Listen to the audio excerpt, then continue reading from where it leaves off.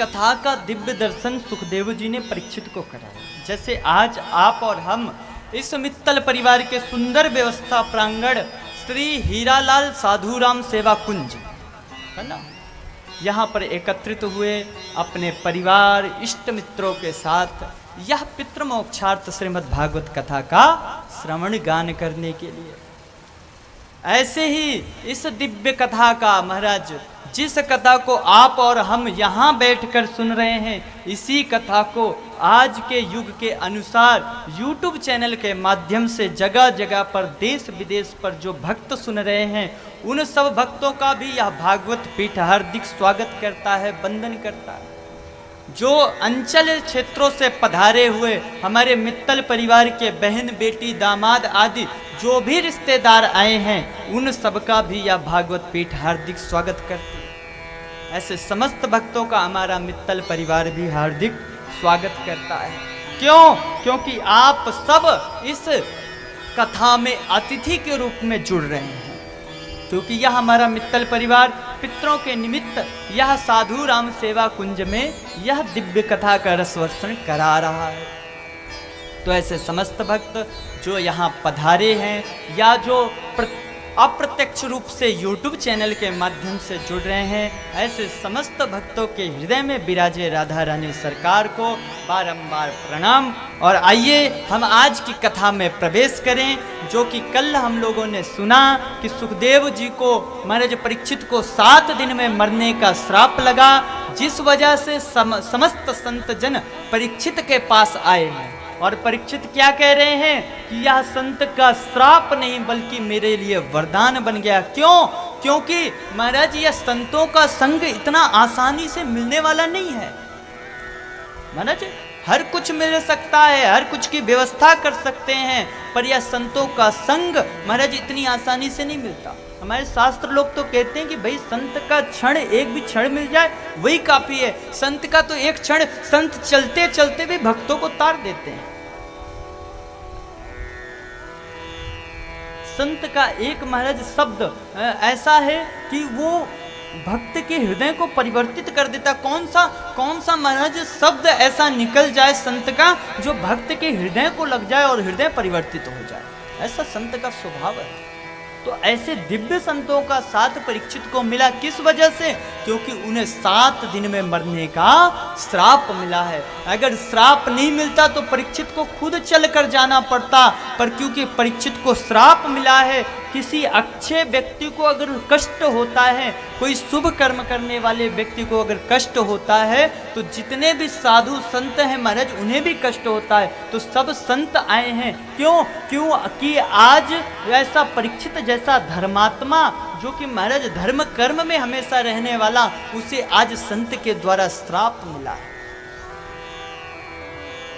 संतों का क्षण महाराज बड़ा अमूल्य है।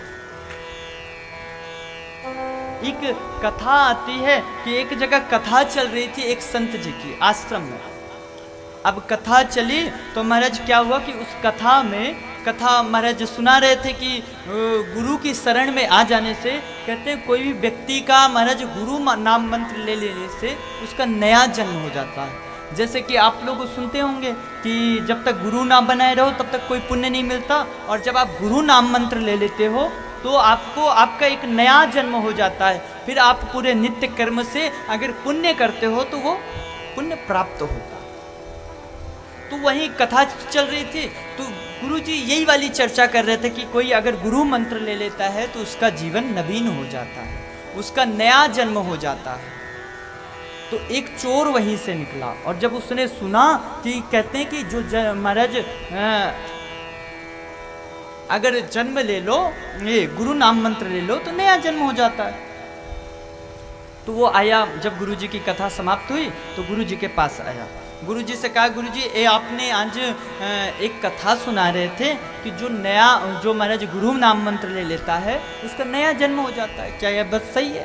गुरुजी ने कहा हाँ बिल्कुल सही है। बोले तो क्या मैं भी अगर गुरु नाम मंत्र ले लूं तो मेरा भी नया जन्म हो जाएगा? बोले हाँ बिल्कुल हो जाएगा। तो महाराज वो चोर क्या था कि राजा के महल से ढेर सारा धन लेकर चोरी कर भाग रहा था। और आकर आश्रम में आकर गुरु जी के पास आया और गुरु जी से कहा कि आप मुझे गुरु दीक्षा दे दीजिए। गुरु जी ने गुरु दीक्षा दे दी। उसी समय पीछे से राजा के सैनिक सिपाही आ गए और जैसे ही आए वैसे ही उन्होंने चोर को तुरंत रंगे हाथ पकड़ लिया और महाराज उसके पास से वो ढेर सारा धन भी बरामद हो गया। जब धन भी मिल गया और चोर ने उसे पकड़ भी लिया, महाराज चोर को कोतवालों ने पकड़ लिया तो बोले चलो राजा के पास। पकड़ ले गए राजा के पास। राजा ने पूछा क्यों तुमने चोरी की? बोली महाराज मैंने इस जन्म में कोई चोरी नहीं की।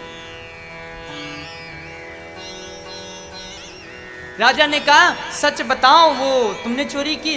वो एक ही बात के मैं इस जन्म में कोई चोरी नहीं की, मैंने चोरी इस जन्म में की ही नहीं, मैंने चोरी इस जन्म में की ही नहीं, बस यही बोला। तो वो संत का प्रभाव, संत का बात सुन चुका था कि इस जन्म में अगर गुरु नाम मंत्र ले लो तो वो नया जन्म हो जाता है, नवीन जन्म हो जाता है। तो उस समय एक फारे की महाराज वो होती थी, विधि होती थी।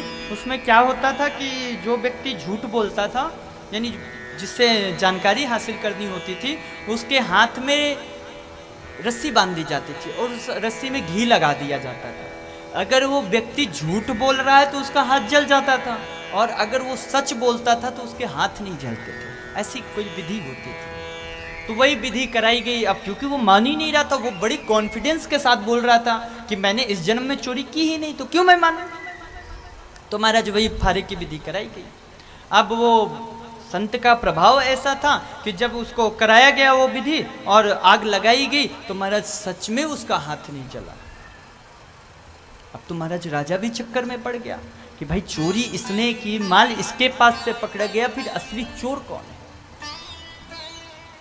तब वो चोर ने कहा कि देखो भाई मैंने इस जन्म में चोरी नहीं की, पूर्व जन्म में की हो तो उसका कोई पता नहीं। बोले क्या मतलब? चोर ने सारी बात बताई। उसके बाद गुरुजी को बुलाया गया। गुरुजी ने बताया कि हाँ ये बात तो सही है, ये आया था पर इसको मैंने गुरु मंत्र दिया, पर इसको मैंने ये बात तो सही है कि इस जन्म में महाराज अगर गुरु नाम मंत्र ले लो तो उसका पुनः जन्म हो जाता है, नवीन जन्म हो जाता है।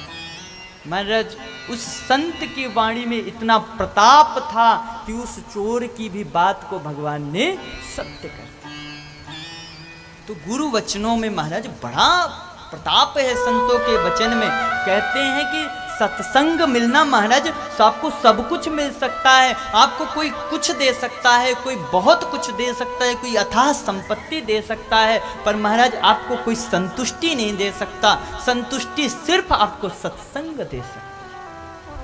तो आज परीक्षित के पास में बहुत सारे संतों के बीच में जब सुखदेव जी का आगमन हुआ तो मानो संतों ने कह दिया कि परीक्षित जो तुम चाहते थे वो आज तुम्हारे सामने उपस्थित हो गया, तुम्हारे प्रश्नों का उत्तर स्वयं चल के आया है।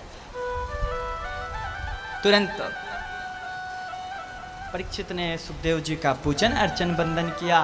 पूजन करने के पश्चात महाराज सिर्फ एक ही प्रश्न किया। बोले देखिए मैंने गुरुजनों से सुना है कि संतों का क्षण और थाली में अन्न का कण कभी बर्बाद नहीं करना चाहिए, इसलिए मुझे कोई भी गोल मोल बात नहीं करनी, सिर्फ एक प्रश्न करना है। क्या? बोले सिर्फ इतना बता दीजिए कि जल्दी मरने वाले को क्या करना चाहिए,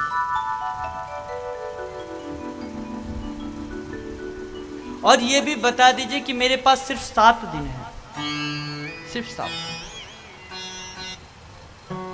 इस दिन में मैं क्या कर सकता हूं, मेरी मुक्ति का क्या कारण साधन है? सुखदेव जी ने कहा परीक्षित पहली बात, इस संसार में जो कोई आया है वो 7 दिन में ही मरेगा। आपके हमारे सबके पास सिर्फ 7 दिन का ही समय है, 8वां दिन किसी के पास नहीं है। सब 7 दिन में ही मरते हैं, बस कोई व्यवस्था करके मरता है, कोई विदाउट व्यवस्था मर जाता है।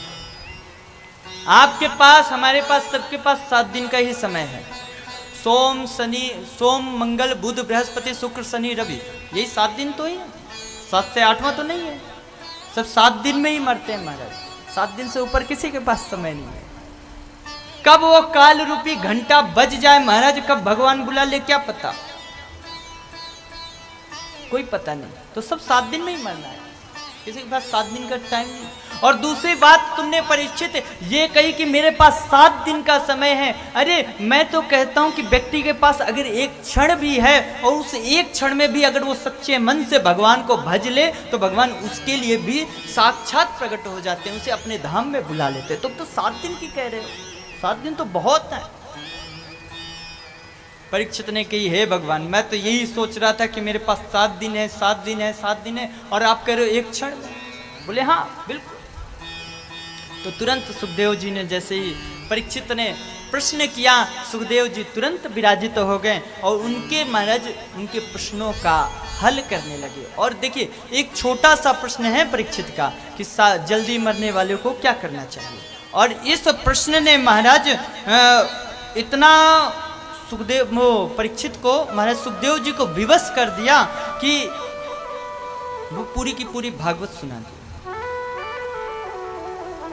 पर शास्त्र कहता है कि श्वास श्वास पर कृष्ण भजी वृथा श्वास जनिक हो। सिर्फ एक ही उपाय करो, हर श्वास में कृष्ण का नाम रटो। पता नहीं ये जो श्वास गई है ये वापस आएगी भी या नहीं आएगी, इसका कोई भरोसा नहीं है। तो क्या करो, बोले हर श्वास में भगवान का नाम जपो। आप कोई कार्य कर रहे हो, कार्य को करते हुए भी भगवान का नाम जपो। जैसे गोपियां करती महाराज, दाल को कलछी से हिला रही हैं और नाम जप रही है कन्हैया का। एक सखी महाराज गोपी माखन बेचने गई थी दही माखन, और चिंतन कर रही है कन्हैया का, और उसी बीच में महाराज मथुरा की गलियों में कहती जा रही है, कोई दही ले लो बड़ो मीठो है, बड़ो सुंदर है, कोई दही ले लो, कोई मठा ले लो, कोई मर्ज मक्खन ले लो, बड़ो कोमल है, बड़ो सुंदर है। और वही समय महाराज उसको ध्यान चले गए गोविंद के चरणों में, और वो क्या कहने लगी, कोई ले लो मेरे कन्हैया को ले लो, बड़ो सुंदर है, बड़े मीठो है, मैं कोई मेरे कन्हैया को ले लो, मेरे लाला को ले लो, बड़े सुंदर है, बड़ो प्यारो। फिर उसे ध्यान आयो कि अरे मैं माखन बेच रही हूँ कि कन्हैया को बेच रही हूँ। उसका तुरंत ध्यान भंग हुआ। तो ऐसे भजो भगवान को कि हर श्वास श्वास में आप भगवान को भजो, और जब आप भगवान को भजोगे ना तो भगवान भी आपको भजोगे।